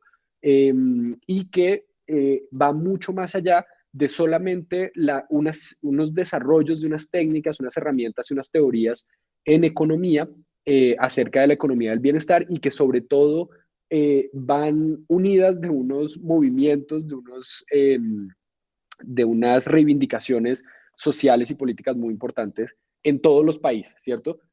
Y otra vez, simplemente, y de pronto no estoy respondiendo totalmente a tu pregunta, Juan Felipe, pero cada uno de los países va a tener una historia particular. Y a partir de la Segunda Guerra Mundial, con esto en mente, recuerden que la Segunda Guerra Mundial o el final de la Segunda Guerra Mundial de alguna forma da un respiro de optimismo hacia lo que va a venir para el futuro de todas formas, ¿cierto? Tenemos que imaginarnos cómo nuestros abuelos, bisabuelos estaban viendo lo que pasaba después de la Segunda Guerra Mundial, después de tantos horrores, como esa oportunidad de reconstruir el mundo de una forma mejor, ¿cierto? No sé hasta qué punto lo hayamos logrado, probablemente no, pero por lo menos el sentimiento en esa época, es decir, en este momento tenemos esta oportunidad de hacer algo mejor. Vamos a recoger esas enseñanzas de este último siglo y vamos a tratar de construir algo mejor, donde definitivamente el Estado tiene un papel importante que jugar, pero también las comunidades, el individuo, etcétera, tienen un papel importante que jugar. Y en ese sentido, de forma más pragmática, el reporte Beveridge, que va a ser adoptado como ley, ¿cierto? En diferentes leyes, en diferentes acts, se llama en Inglaterra también como en Estados Unidos,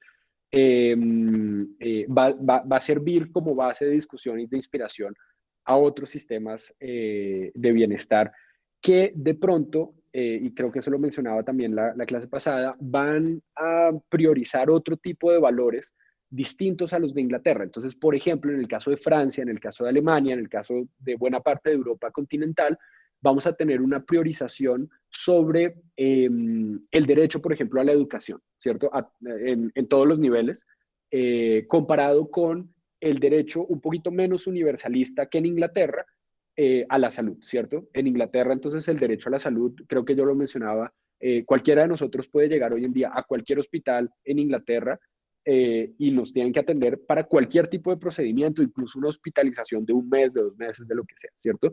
En Alemania, en Francia, eso no es tan claro, es mucho más difícil porque, digamos, el sistema es mucho menos universalista en ese sentido también. Obviamente, todo eso va a ir cambiando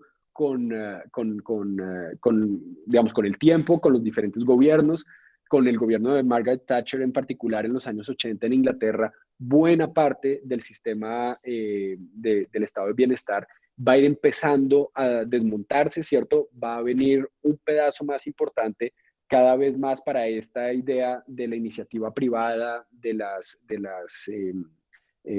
empresa privada, etcétera, del mercado, que va a empezar a copar un poquito más de espacios. Pero, por ejemplo, el sistema de salud es algo que ni siquiera Thatcher pudo tocar, ¿cierto? No lo pudo cambiar de ninguna manera. Entonces, digamos eso un poco como para los matices. No sé, Juan Felipe, si respondo más o menos, qué pena que me alargue un poquito en la respuesta. No sé si tienes todavía la mano levantada, Juan Felipe. Si sí, porfa. Y si no, Lucas levantó su mano también. Entonces, Juan Felipe, si quieres. Sí, profe, yo también tenía, es que me surgió otra duda. Por ejemplo, después de la Segunda Guerra Mundial, pues uno de los principales actores favorecidos pues fueron los partidos de tendencia izquierdista comunistas, pues sobre todo en estos países desarrollados.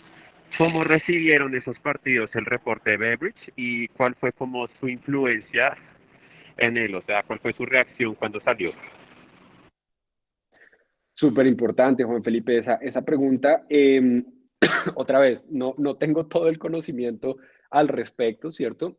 Pero hay muchísimos de estos sectores de izquierda que también van a criticar, y más adelante vamos a verlo en particular, un economista muy importante de izquierda estadounidense, que va a criticar estas ideas de Beveridge, estas ideas keynesianas también, como ideas que sirven para algunos propósitos pragmáticos, pero que definitivamente no superan, no nos ayudan a superar y a resolver los problemas de fondo sociales, económicos, que no son suficientes, ¿cierto? Que no son suficientemente revolucionarios en ese sentido.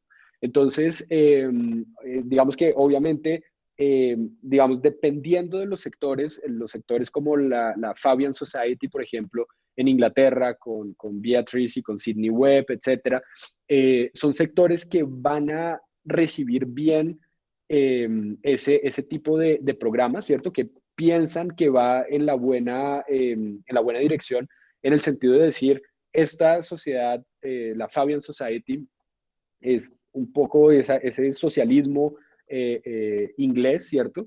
Que se parece mucho a la socialdemocracia también alemana, por ejemplo, ¿cierto? en donde lo que les interesa a este tipo de sectores es tener una especie de progresismo, ¿cierto? Son sectores progresistas que entienden la importancia de aumentar el bienestar de los individuos dentro de la sociedad, entendido también en el sentido de temas de distribución de riqueza, de ingreso, etcétera, ¿cierto? Pero que no van al punto de decir necesitamos hacer una revolución y cambiar todo y aprovechar ese momento para cambiar todo. Entonces, va a haber obviamente, digamos, un espectro bastante grande de este tipo de reacciones. Creo que la reacción mayoritaria va a ser sobre todo la de la socialdemocracia, tanto en Europa continental como también en Inglaterra, ¿cierto? Entonces, una reacción relativamente moderada, optimista y con ganas de hacer reformas, pero no la revolución, ¿cierto? Y de seguir haciendo estas reformas, pero también va a haber algunos sectores, y entre otras cosas, por eso menciono, por ejemplo, a Lawrence Klein, en donde definitivamente este tipo de ideas y de reformas no son suficientes y definitivamente debería hacerse más, ¿cierto? Y va a haber, por ejemplo, los economistas políticos radicales de los años 60 también van a volver a reaccionar sobre esto. Paul Sweezy, por ejemplo, va a ser uno de ellos, etcétera, ¿cierto? Entonces, muchas personas que van a seguir defendiendo la idea de que esto no es suficiente, de que estos son hasta cierto punto pañitos de agua fría, ¿sí? O tibia, bueno, no sé, para más o menos calmar un poquito los ánimos, pero que no resuelven los problemas de fondo. Entonces, eso sería más o menos el tipo de reacciones, Juan Felipe. Lucas, bajaste la mano, pero yo sé que la tenías levantada y creo que alcanzaste a abrir el micrófono. Entonces, porfa.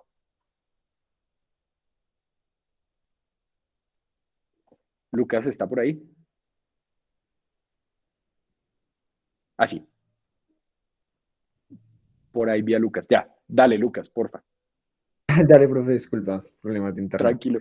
Eh, mi pregunta es, bueno, primero, ¿el reporte de Beveridge era como un mix de política o, o era más como algún tipo de recomendación teórica? Quiero saber cómo el alcance que tenía, si, digamos, las diferentes aristas que tiene frente a la cooperación de los individuos, eh, a que el Estado no crezca tanto, era algo que se quedó como en los libros, como para que los políticos lo pudieran poner en práctica, o si fue un mix de política que sí se ejecutó. Y si, y si me respondes eso, te pregunto otra vez. Listo, Lucas, de una. No, la respuesta quiero hacerla súper corta. Definitivamente sí es digamos, sí es un documento totalmente aplicado con unas,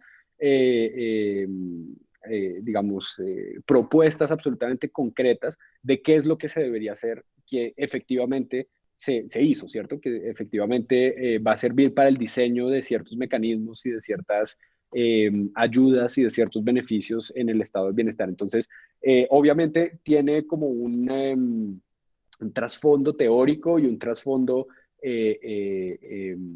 digamos, también de ideas que no son solamente económicas, sino que son sobre todo también, eh, digamos, políticas en el sentido de cuál es la sociedad que queremos construir, ¿cierto? ¿Cuál es la sociedad que soñamos desde Inglaterra en ese momento particular? Entonces tiene ese trasfondo teórico, filosófico también, que es importante entender y que va definitivamente a marcar esos mecanismos específicos aplicados de política que se van a implementar.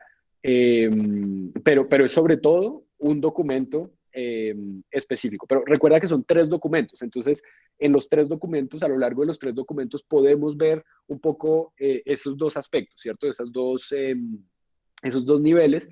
Y si quieres, como para hacer mi respuesta un poquito corta, y qué pena que dije que iba a ser muy corta, pero no lo fue tanto, no se trata solamente de un documento absolutamente técnico y ya está, ¿cierto? Sino que tiene también unas discusiones o se puede prestar a unas discusiones como las que estamos teniendo, como un poco más de ciertos principios, de ciertos problemas que se pueden dar, etcétera.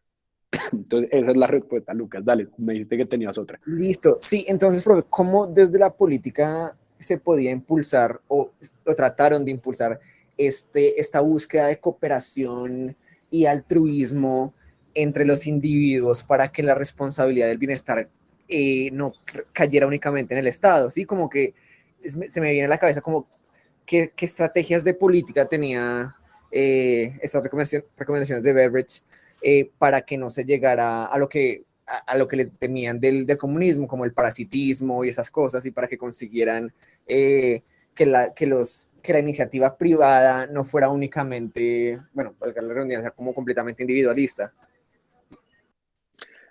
Sí, súper, Lucas, súper importante esa pregunta también. Digamos que los detalles tocaría volver a mirarlos un poco más, pero básicamente lo que van a hacer estas leyes, lo que va a hacer el reporte de Beveridge es decir específicamente que estas responsabilidades no son solamente del Estado, ¿cierto? Sino que se abre la posibilidad y cabe la posibilidad para que la iniciativa, que no es solamente individual y privada en ese sentido, sino también, como decía hace un momento, probablemente más comunitaria, etcétera, pueda entrar también a suplir este tipo o a resolver este tipo de problemas, ¿cierto? Entonces, digamos que por un lado lo va a decir explícitamente, digamos, no a decir que la responsabilidad es totalmente del Estado, etcétera, sino que va a reconocer justamente esos movimientos sociales comunitarios que históricamente se han dado en todas las sociedades y en particular en la sociedad inglesa también, ¿cierto?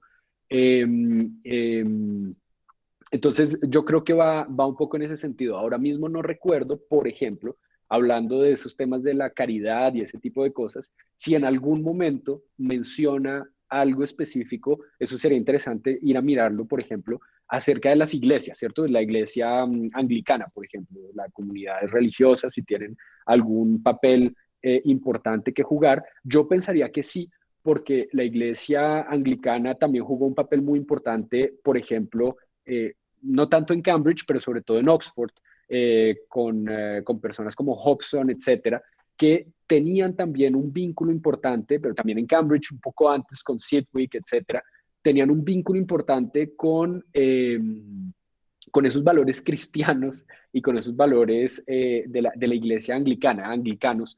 Eh, Ok, eso eh, explica mucho.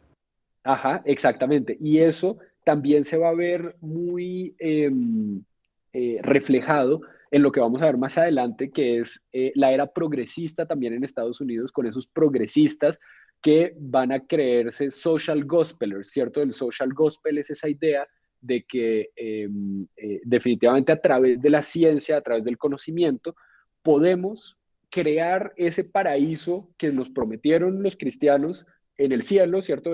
Pues mejor dicho, después de la muerte, lo podemos crear y recrear a través del conocimiento en Estados Unidos también a través de algunas formas sociales importantes. Entonces, ahí también va a haber un papel importante que jugar por parte de las comunidades religiosas y sobre todo por parte de estos intelectuales y de estas élites que van a ir muy de la mano con algunas comunidades religiosas, con algunos valores religiosos cristianos, anglicanos importantes.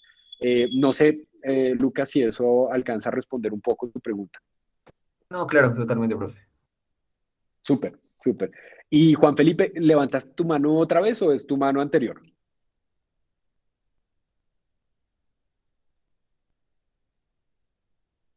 No, profe, qué pena, es mi mano anterior.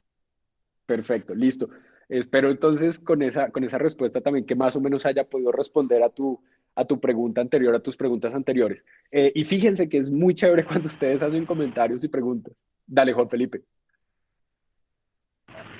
No, pues sí, profe, la verdad es que se me hace muy interesante el caso de Inglaterra con todo este tema del estado de bienestar. Solo que, o sea, es eso. Inglaterra, como su merced también lo comentó, yo comenté, tiene como ciertas particularidades. Una de ellas, pues, es como toda esta moral anglicana que promovía estas asociaciones cristianas de ayuda a los pobres y todo eso. Pero pues no en todos lados funciona igual, así que pues ahí sí habría que ver cómo se adaptó el estado de bienestar a diferentes países con todas estas pequeñas desavenencias culturales. Total, Juan Felipe, no, total, total. Y esa es la invitación, ¿cierto? A que veamos cada una de estas historias de forma específica yo conozco mucho menos, por ejemplo, la historia de América Latina, ¿cierto? Con la construcción de estos estados de bienestar, pero me imagino yo que las discusiones y las preguntas alrededor de la construcción del estado del bienestar en América Latina pues son absolutamente fascinantes también en ese sentido, ¿cierto? Pensemos en nuestra Constitución del 91, por ejemplo, que es también un gran esfuerzo por no es el primero, ¿cierto? Antes de eso había otros programas importantes también sociales, pero esa Constitución del 91, en ese sentido tan garantista de los derechos de las personas, pues también es una manera de tratar de poner en el contexto colombiano algunas de estas discusiones, ¿cierto? Con las particularidades que mencionas tú, Juan Felipe, de cada uno de los países, ¿cierto? Y con las dificultades, obviamente, tanto políticas como financieras, como de herramientas o de instrumentos específicos para darle dientes a esas herramientas, ¿cierto? Que pudiéramos tener en nuestro caso. Entonces, no, buenísimo, buenísimo. Gracias por las preguntas y por los comentarios. A ver, digamos que Keynes participó activamente también de todas estas discusiones con Beveridge, ¿cierto? Aunque Keynes, como les mencionaba la clase pasada, en ningún momento, digamos, propone un programa específico de políticas en pro del estado de bienestar, ¿cierto? No como Beveridge, que sí, como mencionábamos ahorita hace un momento con la pregunta de Lucas, va a proponer efectivamente un programa de políticas, un paquete de políticas específicamente, ¿cierto? Pero a Keynes lo único que le va a preocupar en general, a Keynes en general le va a parecer bien el programa, ¿cierto? Interesante, pero le va a preocupar obviamente esa imposibilidad de financiar algunos de los programas en el mediano plazo que está proponiendo Beveridge, ¿cierto? Pero va a decir, digamos, él mismo va a evacuar un poquito su crítica y va a decir, bueno, de todas formas, en el futuro, digamos, Keynes va a ser muy optimista en ese sentido, vamos a lograr resolver los problemas económicos de la sociedad, de los individuos, esos problemas materiales se van a convertir en una cosa del pasado y los problemas sobre los cuales nos vamos a poder concentrar son más bien unos problemas más humanísticos, ¿cierto? Más que tienen que ver con el arte, con la estética, con el amor, con todo este tipo de cosas. Keynes habla, digamos, a lo largo de su vida de la importancia de esos aspectos para todos los individuos y para todas las sociedades, ¿cierto? Y Keynes, dentro de su visión optimista, nos va a decir, eso se va a ir resolviendo, ¿cierto? Pero sobre todo, y esa es la parte de la segunda citación, eso se va a ir resolviendo si nosotros nos enfrentamos al futuro con toda la confianza y vamos convencidos de que esto va a mejorar, de que vamos para adelante, casi que con una especie de efecto performativo, los hechos van a responder en ese sentido también, ¿cierto? Y los hechos definitivamente, si nosotros somos optimistas, los hechos van a seguir en ese sentido y van a ser optimistas, ¿cierto? Entonces, digamos que Keynes, por eso mencionaba también la clase pasada, este ensayo muy importante que si no lo han visto, si no lo han leído, les recomiendo muchísimo que lo lean, acerca de las posibilidades económicas de nuestros nietos, ¿cierto? Que escribe Keynes, acerca de cómo imagina él que será el mundo de sus nietos. Y justamente habla de este tipo de cosas, ¿cierto? Cómo va a ser el futuro en donde ya, digamos, ya no nos va a importar tanto ese tema material, lo que hablábamos la clase pasada también, acerca de esta idea de que el liberalismo en Keynes, pues, va muchísimo más allá de el mundo económico, ¿cierto? Para Keynes realmente lo que importa es esa definición, ese desarrollo del individuo de manera íntegra, ¿cierto? Teniendo en cuenta todos los aspectos de la vida y no solamente el económico. Lo económico es un aspecto chiquito solamente en el pensamiento de Keynes, en el pensamiento liberal de Keynes, ¿cierto? Entonces, ese va a ser un poco el optimismo con el que va a seguir Keynes y digamos que va a evacuar un poco incluso su propia crítica acerca de las imposibilidades de poder financiar este tipo de programas. Beveridge, lo habíamos dicho, a lo largo de su vida, en su trayectoria como economista, va a tener cambios importantes, ¿cierto? Acerca de cómo ve él la economía, pero hacia los años 40, hacia finales de la Segunda Guerra Mundial, Beveridge definitivamente va a estar de acuerdo con Keynes en algunos puntos, como por ejemplo en la importancia de poder tratar de alcanzar el pleno empleo y también en la forma o en algunas de las formas en que funciona el sistema capitalista, ¿cierto? Con en particular esta idea de que la demanda efectiva, digamos, de que existe una tendencia a la insuficiencia de la demanda efectiva y en ese sentido que definitivamente las economías capitalistas pues van a estar viviendo en un equilibrio con desempleo en general, ¿cierto? Pero además que no podemos volver a un equilibrio, las economías no pueden volver a un equilibrio de forma instantánea, de forma autónoma por sí mismas, ¿cierto? Sino que es necesario, y era lo que mencionaba hace un momento, que el Estado juegue un papel importante en esa estabilización de la economía, ¿cierto? Entonces, fíjense cómo hablábamos hace un momento de esas políticas, esos programas de Bismarck para estabilizar la sociedad, pues eso en 1880, ¿cierto? Hacia los años 1920, 30, 40, vamos a tener un consenso entre economistas, otro tipo de tecnócratas, de científicos sociales y también los políticos para decir que obviamente necesitamos que el Estado también eh, eh, tenga unas acciones adecuadas para poder estabilizar la economía, para poder también estabilizar sobre todo los niveles de inversión, para que podamos, y para lograr eso, pues necesitamos también estabilizar la demanda efectiva, hacer que las personas tengan un poco también, digamos, de ayudas sociales, de bienestar, para que puedan también consumir y en ese sentido incentivar esos niveles de demanda efectiva, etcétera, ¿cierto? Entonces, en términos más concretos, también yendo hacia la pregunta, una de las preguntas de Lucas, Beveridge va, por ejemplo, a proponer la creación de un Ministerio de Desarrollo Nacional, que es básicamente un ministerio de vivienda en Inglaterra, cosa que pues para nosotros hoy en día pues es bastante natural, ¿cierto? Pero en el sentido también de entender que ese tipo de herramientas van a ser absolutamente importantes para poder alcanzar el pleno empleo, ¿cierto? Que es importante no solamente entender pues que para poder alcanzar el pleno empleo es necesario que haya obviamente una demanda por el trabajo, ¿cierto? Que haya unas industrias y unos sectores económicos que estén creciendo, pero eso va a ser demasiado abstracto. Beveridge nos dice, también necesitamos entender cuál es el lugar específico, geográfico, donde están ubicadas esas industrias que están produciendo y que son importantes para la economía inglesa en particular, ¿cierto? Y en ese sentido necesitamos también entender dónde es que están viviendo los empleados, dónde es que están viviendo los trabajadores, cómo es que están haciendo también para desplazarse hacia sus lugares de trabajo, cuánto tiempo se están demorando para llegar a su lugar de trabajo y existen las posibilidades de transportarse de un lado a otro a través de trenes, a través de buses o simplemente no existen esas posibilidades, ¿cierto? Entonces fíjense que de esas ideas un poquito abstractas de es importante alcanzar el pleno empleo, vamos a unas cosas muy aterrizadas, muy pragmáticas también, de decir, venga, ¿qué es lo que necesitamos específicamente, entre otras cosas, ¿cierto? Para poder alcanzar el pleno empleo.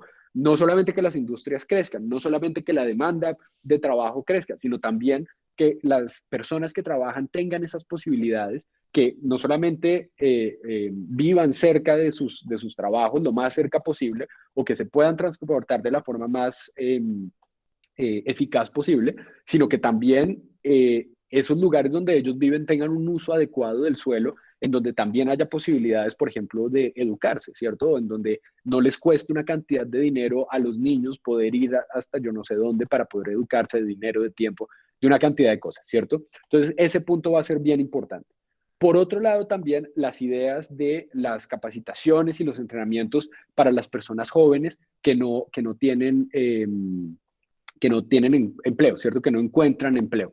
Obviamente, como hoy en día también el problema del desempleo en los jóvenes, pues era también muy importante en Inglaterra, en Europa, en el mundo en general. Y en ese sentido, entonces, Beveridge nos va a decir, el Estado tiene que garantizar que podamos capacitar y entrenar a estos jóvenes, que, digamos, entre otras cosas, porque esos programas pueden cubrir y suplir por lo menos de forma temporal, durante esas capacitaciones y entrenamientos, esa necesidad de poder emplearse, ¿cierto? Pero sobre todo porque entonces más adelante hablaríamos y diríamos, pues vamos a poder seguir aumentando los niveles de capital humano y eso es bueno no solamente para los individuos, sino para la sociedad en general, ¿cierto? Entonces, fíjense cómo se mezclan también esas herramientas de unas políticas muy particulares que le puede ayudar a los individuos, pero también a la sociedad, ¿cierto?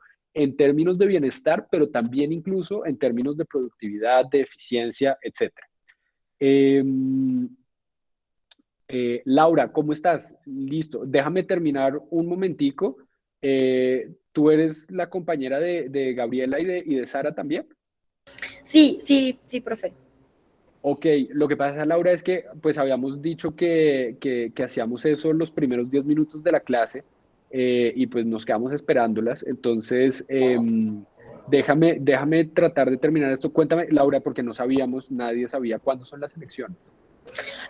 Las elecciones son este 23 de noviembre, 23 y 24. Ah, 23 bueno, está Consejo Académico y Sede y 24 facultades y comités porque entonces lo que asesores. podemos hacer es que podemos hacer la sesión la próxima semana. Si quieren, me escriben un correo, porfa, porque si yo necesito terminar estas diapositivas ahora y ahorita tenemos una reunión con otro equipo de trabajo aquí del curso.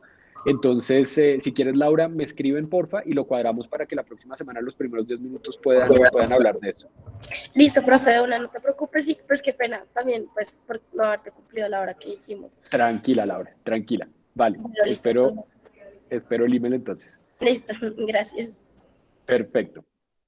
Listo. Entonces, además de este entrenamiento y de estas capacidades, Beveridge proponía algo que ya les mencioné acerca de ese endurecimiento de las condiciones de los beneficios para las personas cuya situación de desempleo perdura por tiempos prolongados, ¿cierto? Era el ejemplo que les daba del seguro de desempleo, que no voy a repetir, pero la idea es un poco esa, ¿cierto? Tratar de desincentivar esa idea de que podemos depender de estos beneficios de forma, digamos, indefinida a lo largo del tiempo. Y por otro lado, Beveridge nos va a decir un par de cosas muy importantes acerca de la importancia de la protección de las libertades fundamentales que el Estado debe seguir garantizando, ¿cierto? Por un lado, para Beveridge, la libertad fundamental más importante, fíjense también un poco en un sentido bastante anglosajón, pensaría yo, es la libertad de culto, la libertad de expresión y la libertad de cátedra, ¿cierto? Que la gente pueda enseñar lo que quiera, lo que le parezca importante, que pueda decir y que pueda, sobre todo, opinar de forma libre dentro de los espacios académicos también, ¿cierto? Y un segundo nivel de libertades fundamentales también, que son la libertad de asociación, ¿cierto? Un poquito de pronto también respondiendo a la pregunta de Lucas de hace un momento, libertad de asociación, libertad de escogencia de ocupación y de administración de su ingreso personal, aunque, nos va a decir Beveridge, este tipo de derechos pueden ser suspendidos de forma temporal para lograr alcanzar el pleno empleo y los beneficios para la sociedad, ¿cierto? Entonces, en un momento, por ejemplo, de crisis, en un momento en que la tasa de desempleo definitivamente está disparada y en que, por ejemplo, tenemos una cantidad de personas demasiado importante dependiendo de ese seguro de desempleo, el Estado podría decidir que esas personas tienen que ir a trabajar, yo qué sé, en los ferrocarriles nacionales, ¿cierto? O en alguna industria a la que en la que se le ocurra al Estado que debe trabajar esas personas, ¿cierto? Entonces, temporalmente se puede restringir esos derechos y también incluso el derecho de la asociación, ¿cierto? Entonces, de pronto, en un momento de paro nacional, ¿cierto? En un momento de huelga nacional, el Estado tenga las facultades de decir, ustedes por ahora pues no se pueden asociar, no pueden armarnos sindicato, no pueden seguir haciendo la huelga, etcétera, etcétera, en aras de buscar la estabilidad de la sociedad, ¿cierto? Entonces, fíjense cómo hay, digamos, esas libertades fundamentales que el Estado tiene que defender de todas maneras y tiene que garantizar, pero de todas formas, hay algunas herramientas, digamos, que podría utilizar el Estado y sobre todo hay dos categorizaciones dentro de esas libertades fundamentales que va a defender Beveridge. Y definitivamente para Beveridge, digamos, la máxima es decir, que la sociedad existe para el individuo, ¿cierto? Y no el individuo para la sociedad. Entonces, ahí nos da un poco a entender también cuál es la prioridad de Beveridge. Definitivamente, la unidad más importante, fundamental dentro de la sociedad es el individuo, y es, digamos, lo primero antes que la sociedad, ¿cierto? Entonces, algunas digamos, conclusiones ya para cerrar sobre esta sesión, sobre el tema de la economía del bienestar, tiene que ver, y aquí entonces justamente este es el señor Lawrence Klein, del que hablábamos hace un rato, economista, macroeconometrista, muy importante, estadounidense, declarado o autodeclarado socialista también, que hizo parte del Partido Comunista en Estados Unidos por un breve periodo, etcétera, ¿cierto?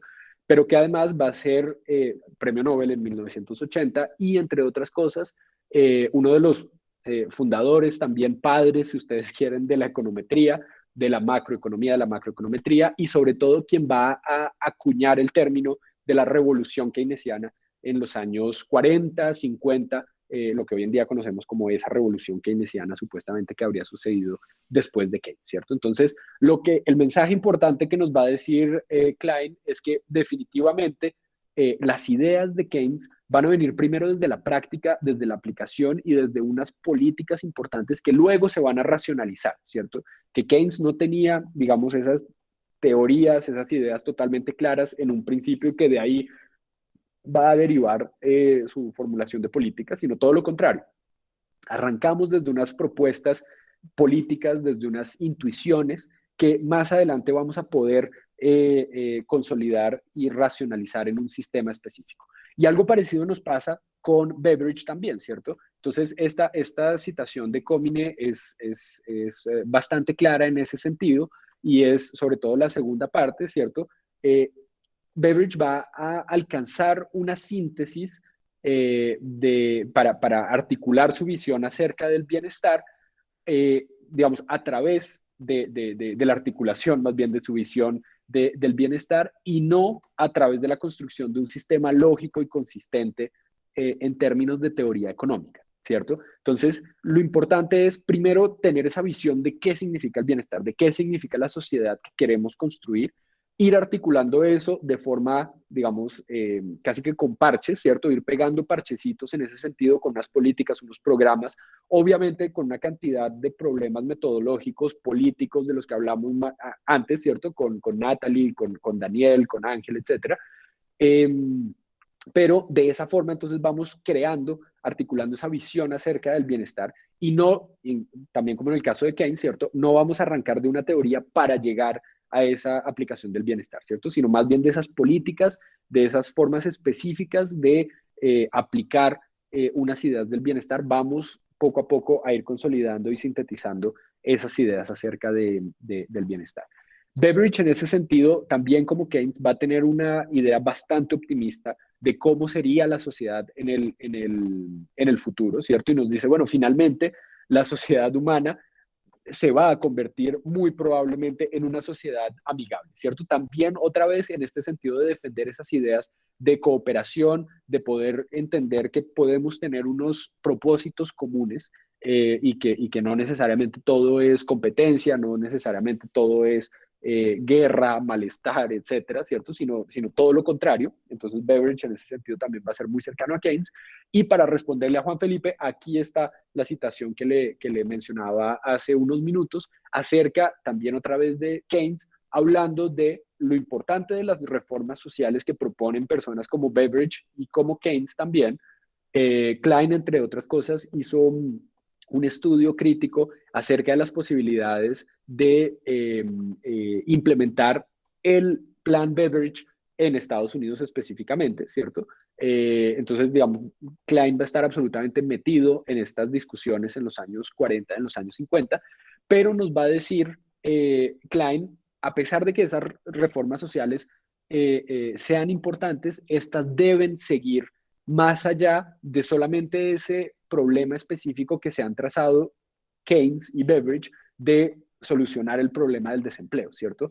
Y nos dice Klein, la economía de Keynes o el pensamiento económico de Keynes nos da un conjunto de instrumentos que funcionan justamente para resolver este problema del desempleo, pero no tratan con otra cantidad de problemas socioeconómicos mucho más importantes que necesitan no solamente una atención y un estudio mucho más amplio, como dice Klein, sino que sobre todo necesitan de una revolución literalmente más allá de una reforma, ¿cierto?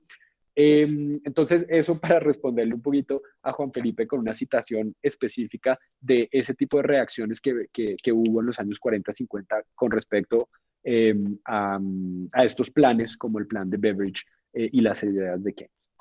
No sé si haya alguna pregunta, ya nos pasamos un minutico, si no, los comentarios y las preguntas también los podemos arrancar con eso la próxima clase, si les parece. ¿Listo? Entonces, nada, pues muchísimas gracias a todos y todas. Voy a detener la grabación.